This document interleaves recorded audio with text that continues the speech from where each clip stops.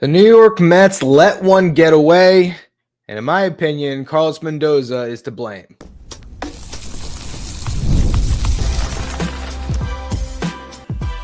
You are Locked On Mets, your daily New York Mets podcast. Part of the Locked On Podcast Network, your team every day.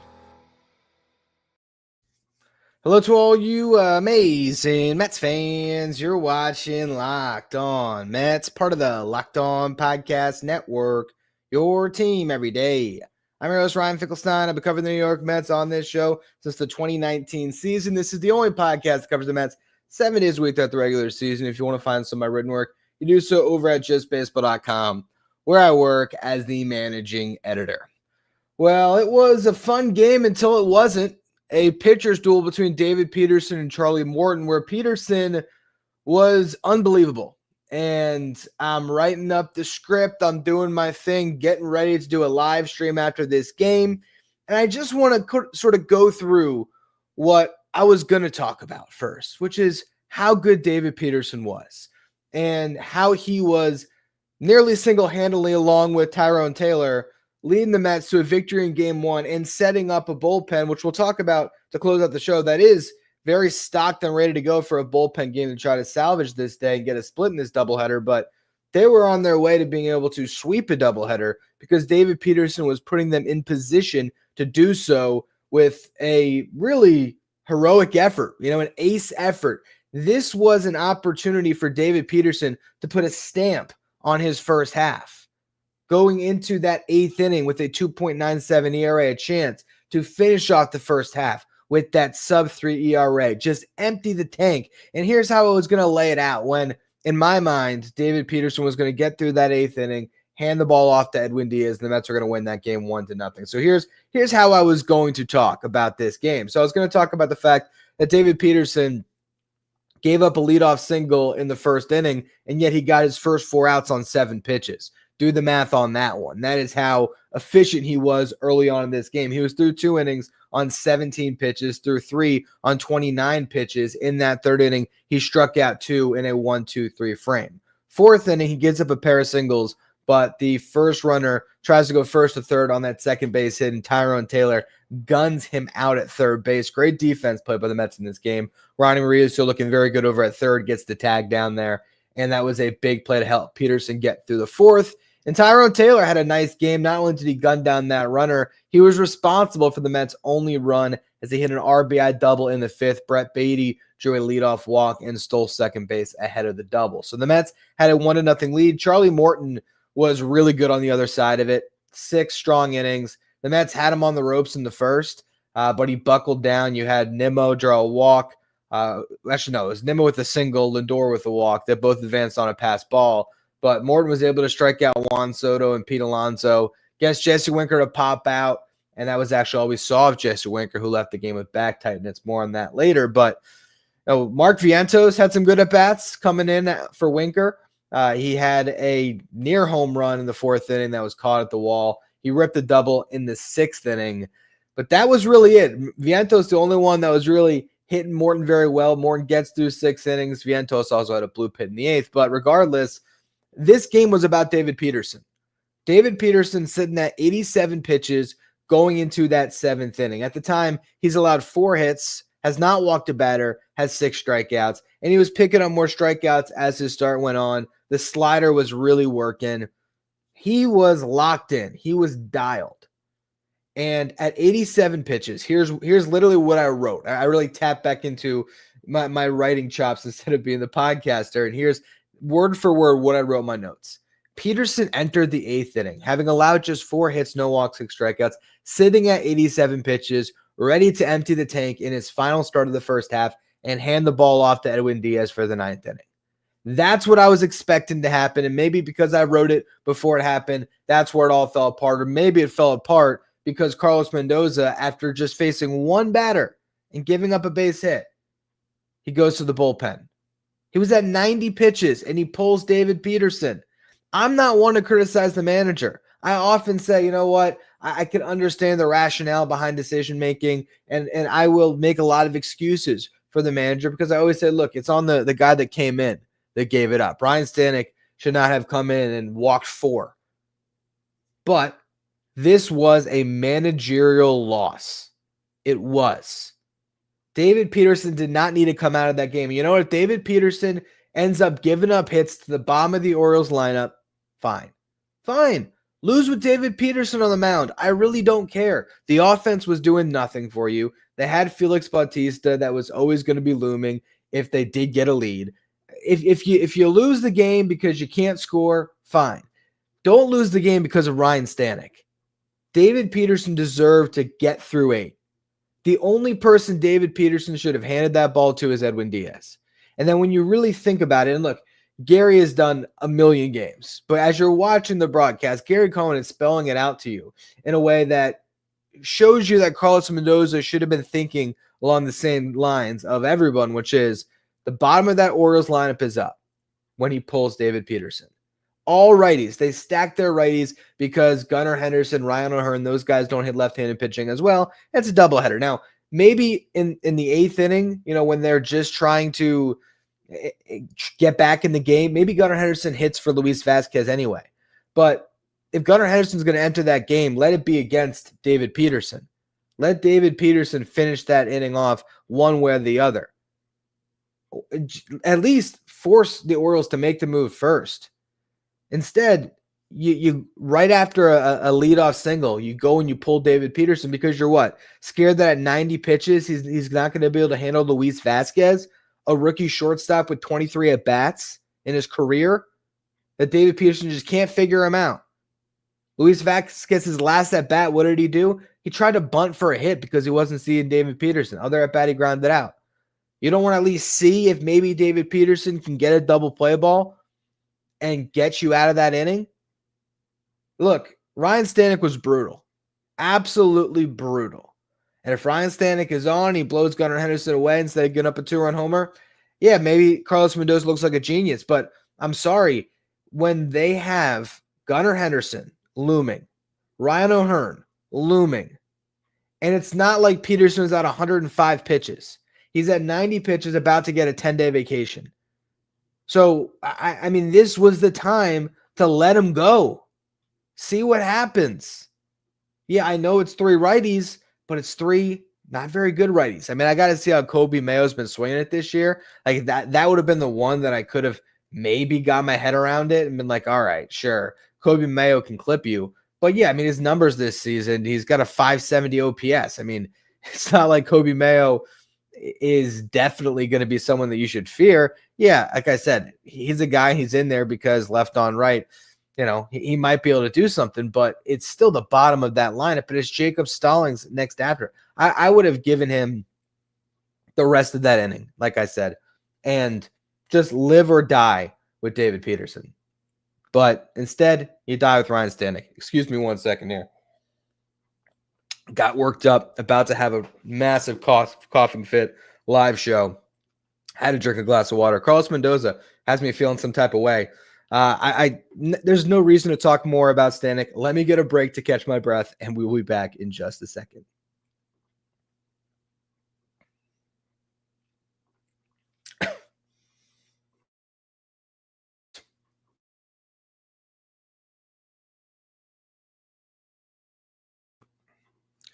Today's episode is brought to you by Game Time. If you're trying to head to the ballpark and you're going last minute, Game Time is the way to get there. Take all the guesswork out of buying tickets with Game Time. When you use Game Time, you can view your seat before you buy, so you know exactly what to expect when you arrive. You can buy tickets in a matter of seconds, 2 taps, you're all set. When I go to a game, I wait till I'm walking into the ballpark before I get my tickets, and I always use Game Time because I'm going to get the best possible deals. And again, I can just take all the guesswork out of buying my tickets. Game Time is the official ticketing partner of Locked on MLB, making it easy to browse the app for an exciting upcoming MLB game. Take the guesswork out of buying tickets. Download the Game Time app, create an account, use the code Locked on MLB for $20 off your first purchase. Terms apply. Again, create an account, redeem the code Locked on MLB for $20 off. Download Game Time today. Last minute tickets, lowest price guaranteed.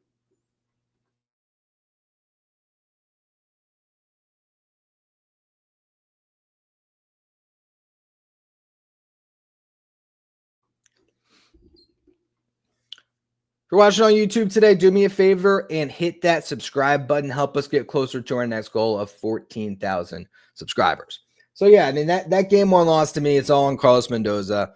And I just wish he let David Peterson have the rest of that game because he was setting the Mets up to have potentially a little doubleheader sweep here and go into Kansas City feeling great. Now, you got to try to salvage this thing. And it's tough when you have a game ripped out from under you like that to end up getting back on the horse a couple hours later. The good thing is you got Tomoyuki Sagano going in this game too.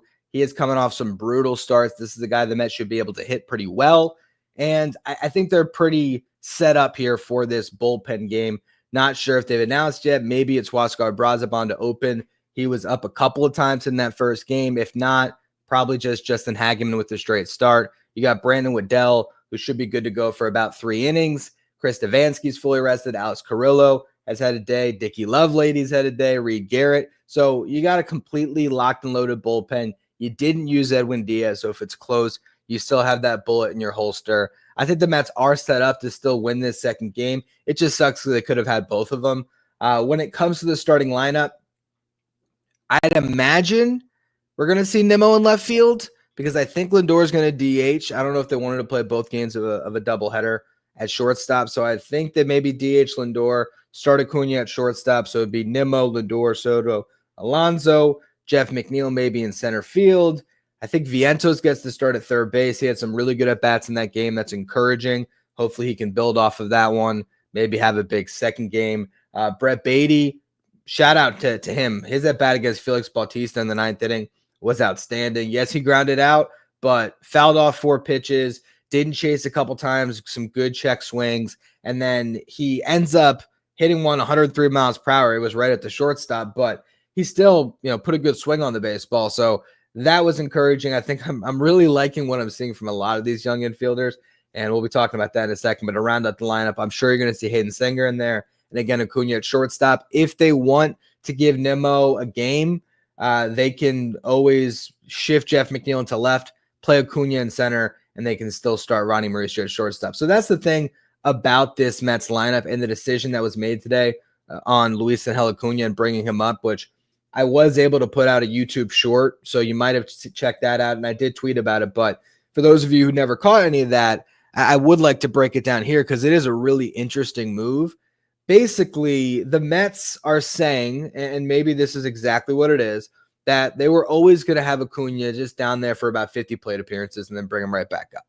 And so this is bringing a guy up that they think helps them win day in and day out. And I tend to agree. He is the best possible option the Mets have to be your pinch runner, defensive replacement. He started 4 games in center field while he's in Syracuse, so now he adds that to his repertoire as well. So now you can play him in center, you can play him anywhere in the infield. It just gives you a lot of different options to maneuver your roster. It allows Carlos Mendoza to do a lot of different things. So I really like Acuna being back, but the timing is interesting and it's noteworthy because if Acuna had stayed in the minor leagues for a little bit longer, the Mets would have lost an option year. Now, how this works, if he spends 20 days in the minor leagues, you lose an option year. He was at 17 days in the minor leagues. So now the Mets preserve that. Now, whether that's about their own flexibility in the future with Acuna, whether that's about trade value because a player with 3 options is more valuable than a player with 2, all of that can come into play.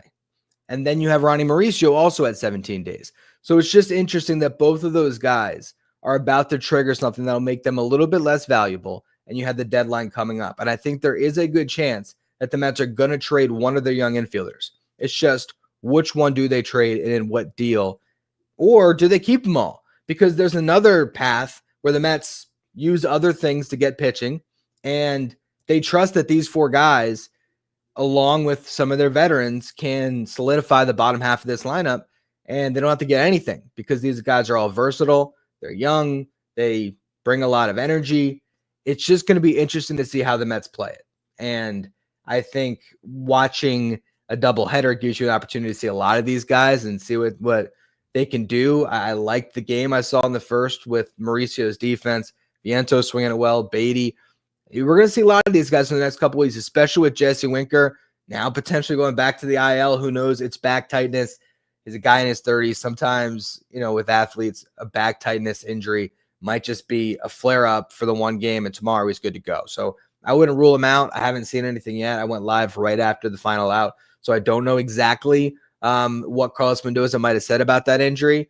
But even if he does go on the injured list and you have both Marte and Winker on the IL, whoever you call up doesn't really have to play that much because right now I still think it really is about finding out what you have and still trying to win games in the process. And that's the good thing about these guys and how flexible they are. You don't have to start them to get them in the game. Mark Vientos can come off the bench and still get 3 at-bats. Obviously, that was due to an injury, but even yesterday, or again, not yesterday, 2 days ago, before the rain out, he still got 2 at-bats off the bench, I believe. So it's going to be good to see all these guys playing, and I can't get my mind off of the deadline entirely because it's looming, and you're just so curious what the Mets are going to do and how they're going to put the puzzle pieces together. But this current show should again end where it started, which is the Mets should have won that baseball game. And it's a shame that they didn't. And I am curious to watch the Carlos Mendoza presser and just see what he had to say about it, if he did take any accountability on that one, because to me, David Peterson should have been on the mound, win or lose. And he deserved better. He deserved better. He had a great start. He had a great first half. He was the Mets ace in the first half. There's no doubt about it. And he should have been able to end the first half on his terms, or they should have just pulled him after 7. Regardless, Mets got to try to get back on the horse, and we will do the same. I'm going to have another show for you all tomorrow morning. We will have another postcast for you. Chris Schubert will go live after Game 2. So a lot of Locked On Mets content coming your way. I appreciate all of you who tuned in for the live stream, and I appreciate you bearing with me, struggling with my voice a little bit through the show, but we got through it. Thank you all for tuning in to the playback on the YouTube side or on the audio side. If you are watching on YouTube, either live or the playback, hit that subscribe button. If you are listening on the audio side, follow, rate, and review wherever you get your podcasts. Thank you for making Locked On Mets your first listen, your first watch every day. Now for your second watch, check out Locked On Sports Today, which is streaming 24/7, keeping you up to date on all the latest in the world of sports. Check out Locked On Sports Today, streaming 24/7 on YouTube.